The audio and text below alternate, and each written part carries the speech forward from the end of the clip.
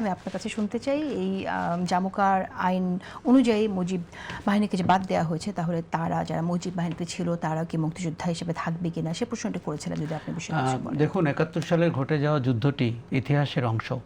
কোনো রাজনীতিবিদদের অধিকার নাই ইতিহাসকে নতুন করে আবিষ্কার করার। যখনই কোনো রাজনীতিবিদ, রাজনৈতিক দল এটি করতে যাবে, তাকে আপনি ব্যাপকভাবে সন্দেহ করবেন। আওয়ামী লীগ মুক্তিযুদ্ধকে ব্যবহার করে তার রাজনীতিটি করার চেষ্টা করেছিল।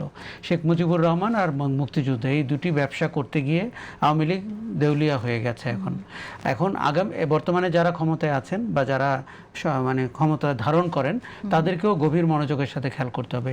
দেখুন মইদুল হাসানের বই আছে, তালিকা থেকে মুজিব বাহিনীকে বাদ দেয়া, আপনি আমি আপনাকে বলি মুজিব বাহিনী মুক্তিযুদ্ধে কি ভূমিকায় ছিল, এটা আপনি মূলধারা ৭১ বইটি পড়বেন। এটি তাজউদ্দিনের লেখা না, শেখ মুজিবুর রহমানের লেখা না, শারমিন আহমেদের লেখা না, মইদুল হাসানের লেখা।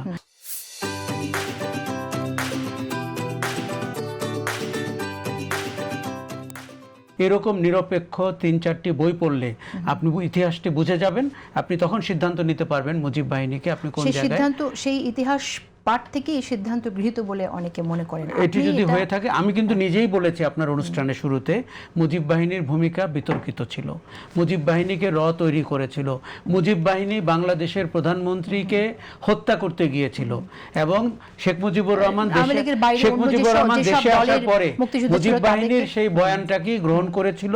তাজউদ্দিন আহমদকে সেকেন্ডারি ফ্যাক্টর বানিয়েছিল। যেই ব্যক্তি ছাড়া বাংলাদেশ স্বাধীন হতো না, তার নাম তাজউদ্দিন আহমদ। আচ্ছা, লাস্ট প্রশ্ন, যে কথাটি বললাম যে আওয়ামী লীগ এই দেশের পাহারা দেওয়ার যে মন্তব্যটি করেছেন জনাব তারেক, আপনি যদি এই বিষয়ে কিছু বলেন। দেখুন, এটি হয়তো তারেক আবেগ ঘন হয়ে বলেছেন এবং অবশ্যই বাংলাদেশের রাজনীতিতে আওয়ামী লীগের একটা যুগান্তকারী ভূমিকা আছে, সিগনিফিক্যান্ট রোল আছে। আবার তার অপরাধের সীমা পরিসীমাও কিন্তু সেই রকম। শুধু যে ২৪-এ আমরা টের পেয়েছি তা কিন্তু না, আমাদের আগের জেনারেশন ৭২-এও টের পেয়েছে, ৭৫-এও টের পেয়েছে আওয়ামী লীগ কী করতে পারে। কাজেই এটিও ইতিহাসের অংশ। তবে আবেগ ঘন হয়ে হয়তো এই কথাটি বলেছে। আমি শুধু আপনাকে শেষ করতে চাই একটি কথা বলি। দেখুন, অতীত নিয়ে আমরা আগামী আরো ৫০ বছর কথা বলতে পারবো, কিন্তু বর্তমান নিয়ে আমাদের কথা বলতে হবে, আমাদের ভবিষ্যৎ নিয়ে কথা বলতে হবে। দেখুন ৭১ সাল, অতীতকে না বুঝলে অতীতকে অবশ্যই আপনি বুঝবেন, কিন্তু অতীতকে নিয়ে বিতর্ক যারা তৈরি করছে তাদের মতলবটি আগে বুঝবেন।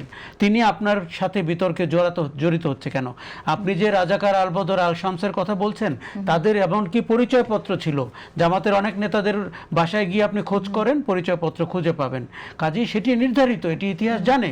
রাজনৈতিক কৌশল হিসাবে সেইটা বলছে তারা বেতনভুক্ত কর্মচারী ছিল পাকিস্তান সেনাবাহিনীর।